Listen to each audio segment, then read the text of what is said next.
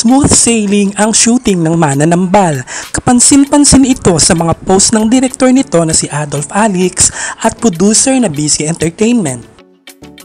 Pinusuan ng mga Noranians ang mga larawan at videos patungkol nga sa latest horror drama movie ng superstar at national artist Nora Aunor. Kasama ang mga mahuhusay na mga kabataang artista na sina Bianca Umali, Edgar Allan Guzman, Kelvin Miranda, Jeric Gonzalez at Martin Escudero. Ganado si Ate Guy sa pagganap sa bago niyang role bilang Mananambal. Napa-heart sign pa siya sa isang larawan kasama ang mga staff and crew. Ayon sa source, muntik na palang hindi matuloy ang pelikulang ito ngunit hindi nabanggit ang dahilan.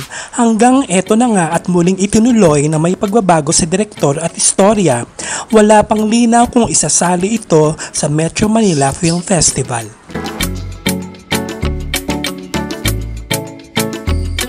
Speaking of Jeric Gonzalez, very happy si Jeric na mapabilang sa cast nito, lalo na at makakatrabaho niyang muli ang national artist na si Nora Aunor sa pelikula for the third time.